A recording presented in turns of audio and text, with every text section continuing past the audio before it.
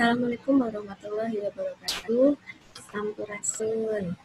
Selamat pagi, Lolita Enjing, anak-anak ibu yang berbanggakan, sori waya siri amli, walau ukhatam lisan yafqahu qawli, amma ba'du.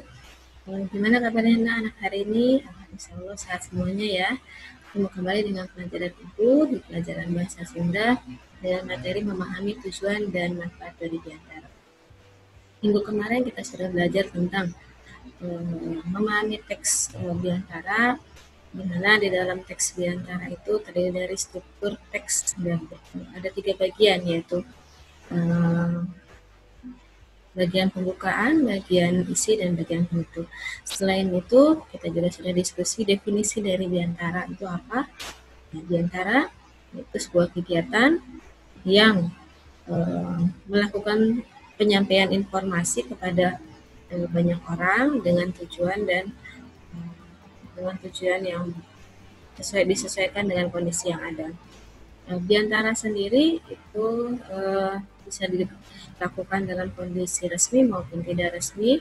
Yang pasti kedua kondisi ini semuanya menggunakan bahasa yang resmi juga atau bahasa formal, karena audiens atau pendengar ataupun juga yang menjadi di audiensnya adalah orang-orang yang notabene kita belum tahu siapa dia, berapa umurnya, dan pastinya akan beraneka ragam, dan kalian harus mengedepankan masalah etika berkomunikasi, etika bersikap, agar orang yang mendengarkan informasi dari video suara itu tidak merasa tersinggung.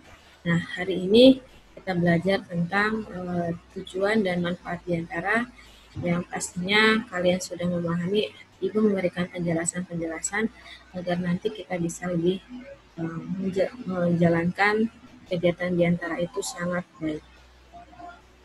Ibu share dulu berkaitan dengan pembelajaran yang ada, yaitu kemarin kita sudah diskusi tentang biantara itu apa, definisinya. Biantara yaitu bercerita di depan banyak orang dengan menyampaikan informasi, di mana biantara ini umumnya dilisankan, tapi ada juga yang menggunakan teks pada saat menyampaikan biantara.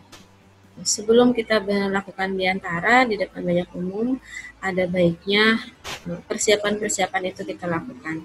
Nah, di sini ada kata samemeh mere biantara diharap umum aya ulu alusnya pikeun ngelakonan persiapan seperti ini. Ada 5. Nomor 1 yaitu wawasan parenge diantara secara umum, biantara secara umum. Jadi wawasan parenge biantara secara umum. Kita harus mengetahui audiens itu wawasannya seperti apa terhadap biantara secara umum. Yang berkaitan tadi, orang yang menjadi audiens tadi kita tidak tahu secara wawasan ataupun secara usianya. Jadi kita harus memahami siapa audiens kita. Yang kedua, nyaho lila wayah atau durasi biantara anu baris di bawah. Kita harus tahu durasi kita kapan menyampaikan, berapa lama biantara itu disampaikan agar tidak melebihi batas waktu yang sudah ditentukan oleh panitia ataupun waktu yang dipersiapkan untuk kita. Nomor 3, nyusun kecap-kecap anu gampang dipaham serta jelas. Ya udah pasti ya, kecap kata yang disampaikan itu harus mudah diterima karena kita menyampaikan informasi terhadap masyarakat dan harus mudah untuk dicerna. Nomor 4, mengetahui jenis biantara dan tema acaranya. Untuk apa kegiatan itu, biantara itu dilakukan, dan tema acaranya apa, biar tidak ngalor ngidul kemana-mana.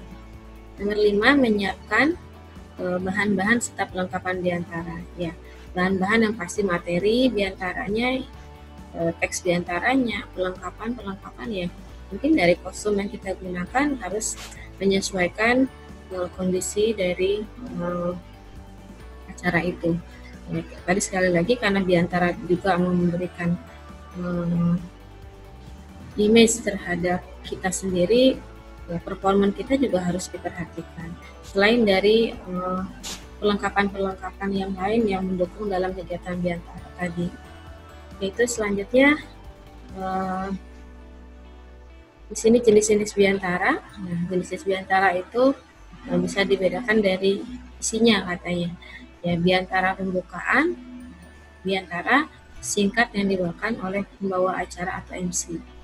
Terus Biantara pengarahan, Biantara yang mengarah pada satu persamaan, pada satu Biantara yang mengarah pada satu permasalahan. Terus Biantara pangbagia, Biantara yang disampaikan dalam sebuah acara atau kejadian tertentu yang dilakukan oleh beberapa orang atau beberapa penyampai materi secara bergantian. Terus Biantara peresmian, Biantara yang dilakukan oleh orang-orang yang berpengaruh untuk meresmikan suatu momen. Biantara laporan, Biantara isinya melaporkan tugas, salah satu tugas atau kegiatan. Terus yang keenam, Biantara pertanggungjawaban, Biantara yang isinya adalah isi laporan pertanggungjawaban. Selanjutnya yaitu tujuan.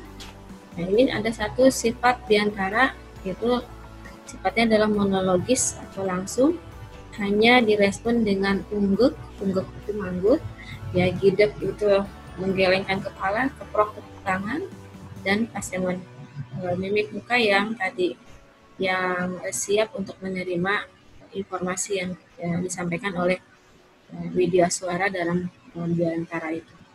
Nah, tadi disampaikan manfaatnya dan tujuannya, yaitu pertama tujuan dan manfaat Biantara ya, umumnya adalah salah satu atau beberapa diantaranya adalah mempengaruhi banyak orang agar mengikuti keinginan kita dan dengan rasa sukarela. Ada sifat persuasif di situ. Ya, persuasif itu membujuk orang agar mau mengikuti apa yang disampaikan ataupun mengikuti apa yang menjadi instruksi kita di dalam Biantara. Yang kedua, informatif, ya, memberikan informasi kepada banyak orang. Yang ketiga yaitu entertain, ya, di mana orang-orang merasa gembira pada saat kita menyampaikan Biantara. Terus yang keempat adalah edukasi, memberikan pendidikan terhadap atau wawasan terhadap audiens agar dengan apa yang kita sampaikan itu bisa memberikan tambahan wawasan terhadap audiens. Itu mungkin informasi dari Ibu berkaitan dengan pembelajaran hari ini. Insya Allah semuanya bisa